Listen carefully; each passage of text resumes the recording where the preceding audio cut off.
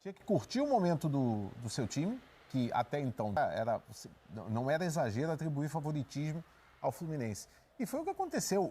O torcedor do Cruzeiro sai do Mineirão triste, evidentemente com a derrota, mas ele tem que observar que, principalmente no primeiro tempo, o Cruzeiro conseguiu um equilíbrio, conseguiu segurar um pouquinho o Fluminense e ameaçou. O Germancano tira uma bola de cabeça praticamente em cima da linha, poderia ter sido gol. Tivemos o lance do pênalti, que foi um absurdo aquela sequência. A gente vai mostrar em detalhes já, ou seja, grotesca. Foram situações em que o Cruzeiro poderia ter marcado. Mas não dá para achar que em tão pouco tempo o Cruzeiro já poderia chegar num nível como está o Fluminense, não só em termos de qualidade, mas em termos de longevidade do trabalho do Diniz. E o Fluminense já, como eu destaquei no início da edição de hoje do Troca, o Fluminense está começando a se tornar aquele time que joga com a mesma tranquilidade, com a mesma desenvoltura dentro e fora. E aí começa também a ter algumas situações dentro do jogo em que ele acaba... Aquela expressão, já que o Milton usou, jogar por música, eu vou usar uma outra também bem antiga. O Fluminense, às vezes, está com sorte de campeão. Pois é, a gente está vendo, inclusive, os dois lances aí, né, dos pênaltis cobrados pelo Bruno Rodrigues. Daqui a pouco a gente mostra em detalhes a briga, né, entre o Bruno Rodrigues e o Henrique Dourado para a cobrança do pênalti. Né, um pênalti que poderia ter mudado a história do jogo, porque naquele momento o André acabou expulso, aliás, de maneira infantil. O André, que é um ótimo jogador, a gente não cansa de elogiar o André, a maturidade com que ele joga e tudo mais, mas ele foi expulso de maneira infantil, reclamou da marcação do pênalti e reclamou tanto, continuou reclamando do Henrique Dourado com o Bruno Rodrigues. E a Natália Lara conta pra gente, junto com o Carlos Eduardo Lino, como foi esse Fluminense 2, Cruzeiro 0. Fala, Natália!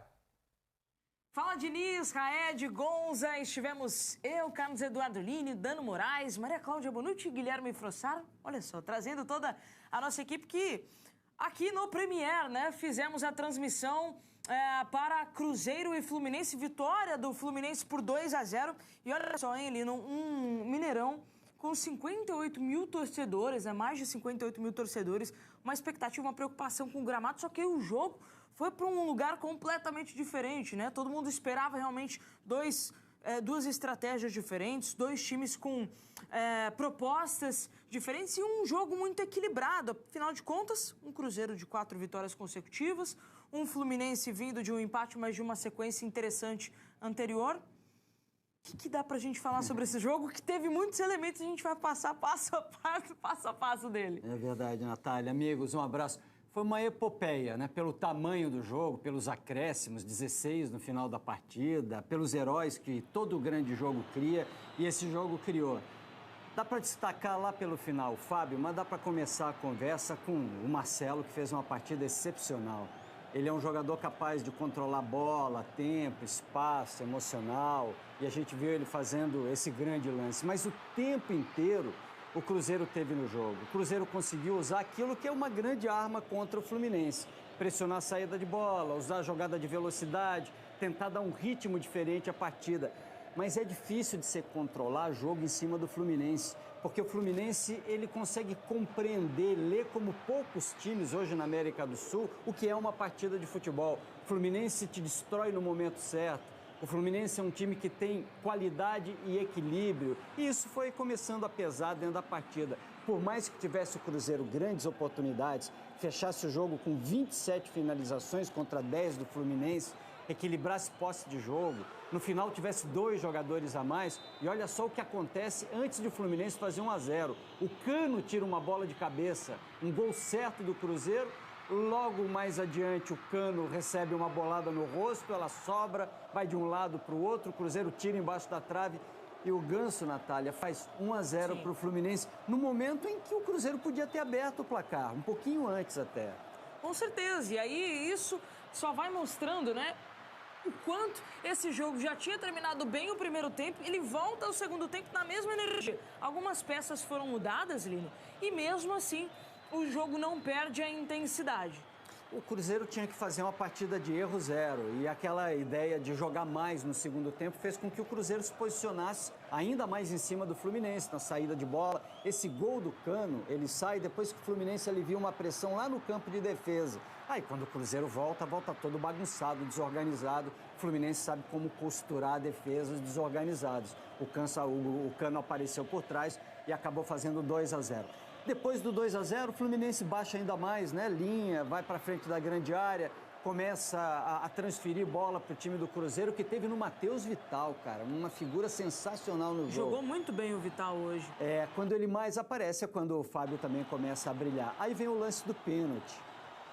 Aí que a história começa a mudar, né? Porque a primeira cobrança, o Bruno Rodrigues bate em cima do Fábio, né? Essa cobrança acabou voltando para o posicionamento do Fábio, né? Tava um pouquinho adiantado, depois teve aquela confusão ali com o Henrique Dourado porque queria bater, né? Ele depois chegou a falar no final do jogo, né, Lino? Que era para um bem maior, só que o Bruno Rodrigues, pressionado, perdeu de novo. Aí o André, logo na sequência, é expulso também. O Fluminense se desequilibra bastante nas marcações. O time do Cruzeiro segue pressionando, mas depois de perder o pênalti fica muito difícil. Umas coisas que eu gostaria de dizer. Sim. O Henrique Dourado errou, né? Se o Cruzeiro tem um batedor, ele precisa ser respeitado. Se ele quisesse bater, ele devia conversar. Ele não tinha que ter pego a bola, botado embaixo do braço e dito: essa bola é minha, sou eu que vou bater. Ele não pode se colocar dessa maneira. Por maior que ele seja, ele é um grande batedor, a gente lembra dele e toda a biografia dele de artilheiro do Brasil em 2017, tudo que ele significava como batedor de pênalti também. Mas era hora de ele respeitar. O companheiro tinha prioridade, a não ser que ele dissesse: ó, Bruno Rodrigues, não vou bater, não estou me sentindo legal, acabei de perder, pega você, vá lá e bata. Mas tentar no grito, na força, puxar aquilo ali, não vale a pena. Um jogo gigantesco que não precisava de algumas confusões, né? O Fluminense tentou dar um tempero ali para poder desestabilizar o Cruzeiro, o Diniz entrou em reclamações, então algumas coisas que não pesaram legal na partida. Vamos dar uma acompanhada então, Lino, já que você trouxe esses elementos, toda essa confusão, né, na reta final do jogo. Porque aí a gente consegue entender melhor, né? Vamos lá, vamos começar mais uma vez pelo pênalti, né? O pênalti que teve muita reclamação, o André foi expulso nesse lance, tomou o segundo cartão amarelo, consequentemente o vermelho. Queriam que o árbitro fosse ver o lance no VAR. O pênalti foi, né? O Fábio se adianta e o pênalti tinha que voltar. Aí o Dourado não tinha nada que fazer o que ele fez e ele desestabiliza o Bruno Rodrigues, que quando bate, mete a bola na trave, perde o pênalti e já completamente instável emocionalmente.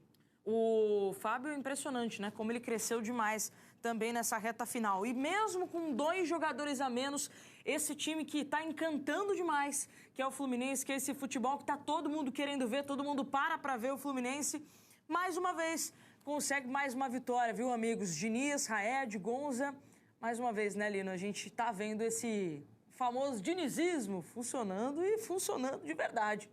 Jogou muito o Fluminense. Mesmo sob pressão. Então, amigos, de volta para o Troca de Passes.